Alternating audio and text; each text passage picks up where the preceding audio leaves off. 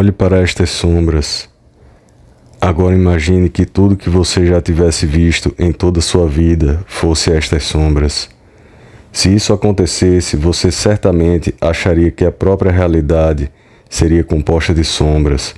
Você viveria em um mundo de sombras, ignorando completamente o que está por detrás delas.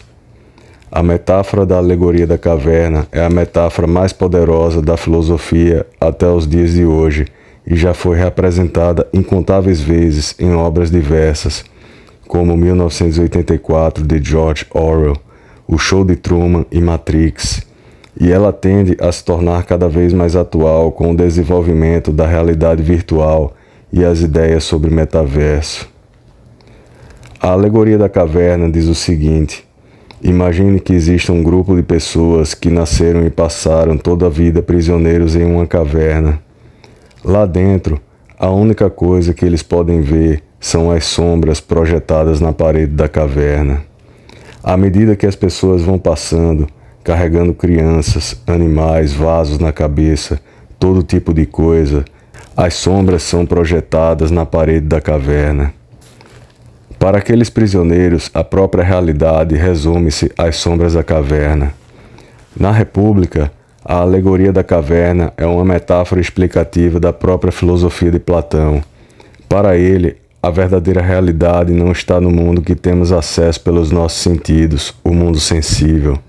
As coisas que vemos, tocamos, cheiramos, são uma mera ilusão, cópias imperfeitas e evanescentes feitas com base em um outro mundo, este verdadeiramente existente, o mundo inteligível. Para Platão, o mundo inteligível seria composto apenas de ideias, um mundo de formas fixas, imutáveis e eternas, que se agregariam a partir de 3 ideias principais: o bem, a justiça e a beleza. Estas últimas seriam harmonias. Tudo que vemos em nosso mundo ilusório não passa de uma cópia imperfeita e evanescente de alguma das ideias eternas. O mais interessante em Platão é que a própria ideia de mundo inteligível já é em si uma metáfora. Então, a alegoria da caverna é a metáfora da metáfora. A questão é que a filosofia antiga entende que aquilo que existe verdadeiramente é o que é eterno e imutável, o que é. Aquilo que desvanece aos nossos olhos não passa de uma ilusão. O que existe, o que é, o ser, o logos, é a estrutura universal que determina a ilusão que nós vemos, a ilusão do nosso mundo. Pois a ilusão de nossas vidas obedece a uma lógica universal, que só pode ser conhecida pela razão. A alegoria da caverna diz respeito à nossa própria condição de seres imperfeitos, efêmeros, evanescentes, condenados a enxergar as coisas exclusivamente pelo nosso ponto de vista, de viver cercados por ilusões. Mas a alegoria da caverna diz respeito também ao desvelamento. Algumas tradições falam em despertar, ao momento em que um indivíduo percebe que tudo aquilo que ele acreditava estava errado, era uma ilusão. Na caverna de Platão, um dos indivíduos consegue libertar-se dos grilhões, que são uma metáfora para a nossa prisão mental, a cegueira de quem acha que tudo sabe, e sair da caverna. A princípio, a luz, que é a metáfora do conhecimento, faz arder os olhos do homem. Em seguida, quando seus olhos se acostumam, ele consegue enxergar a verdadeira realidade e se dá conta de que sua vida anterior era uma prisão em ilusões. Ele então volta para libertar seus antigos companheiros, que pode ser que o rechacem, o julguem e o condenem à morte, pois a ignorância cega é um lugar que parece mais seguro. Bom, em resumo, essa é a alegoria da caverna, e a mesma também pode fazer pensar até naquilo que ela omite. Quem prendeu as pessoas na caverna? Se as pessoas estão lá presas, é porque alguém prendeu e as manteve presas. As prisões na caverna, na alegoria da caverna, não diz respeito apenas à nossa condição de imperfeição, por vivermos no mundo sensível, mas principalmente à questão do poder. Há um óbvio paralelo entre o filósofo que sai da caverna e o mestre de Platão, Sócrates, que foi condenado à morte por tentar fazer as pessoas despertarem de sua ignorância cega para a ignorância iluminada.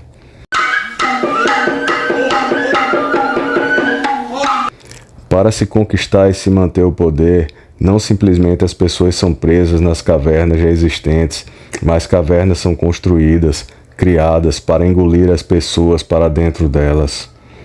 Na história recente, tivemos exemplo dos estados totalitários, a exemplo da Alemanha nazista e da União Soviética stalinista, sem esquecer dos fascismos, que se utilizavam largamente da propaganda de massa para criar um insólito mundo de sombras para manter a fidelidade e o sacrifício de seus seguidores. 1984 é uma alusão a isso.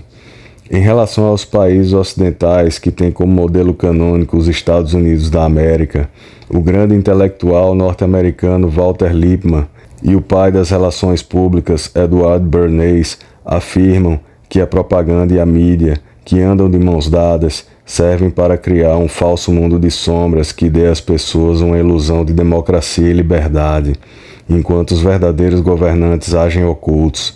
A mídia cria o chamado pseudo-ambiente, que é aquele que não tem como ser experimentado diretamente, como, por exemplo, um país que a pessoa não conhece e que só viu pela televisão. Desde o final do século passado, no século XX, uma nova fronteira foi ultrapassada, com a ascensão da ideia de realidade virtual, expressão que em si é um contrassenso. No filme Matrix, a mente das pessoas vive uma realidade virtual, a Matrix, que é uma realidade fictícia, enquanto as máquinas que passam a dominar o mundo se alimentam da energia do corpo das pessoas. O filme Matrix é uma metáfora, retoma a alegoria da caverna para dizer que a nossa Matrix já está sendo criada. Ela começa com a ideia de internet das coisas, avança para a internet onipresente e o objetivo é o pouso no metaverso. Essa é a nova caverna que as pessoas mais poderosas do mundo estão criando ao nosso redor, e esta caverna não terá saída. Com a televisão e mesmo nos primórdios da internet, havia uma clara separação entre o que era a vida real e o mundo de fantasia e ilusões que se entrava nos momentos de lazer. Com a internet onipresente e o desenvolvimento do metaverso, a ideia é que esta separação se borre e desvaneça. A separação começa a ser borrada ainda na era da televisão, com os chamados reality shows, que de realidade não tem nada. No show de Truman, a ilusão é criada para Truman, mas todos os espectadores são sugados para a ficção, consumindo-a como se fosse realidade. Quando Truman abandona o programa e a programação se encerra, aí os espectadores experimentam uma volta brusca à realidade. Nas redes sociais, as pessoas também têm a fronteira entre a realidade e a ficção borrada. Elas acreditam que tudo aquilo é real, e não que é um conteúdo produzido, que aquelas vidas não são como a vida é na realidade. Pois as redes sociais são apenas o primeiro passo.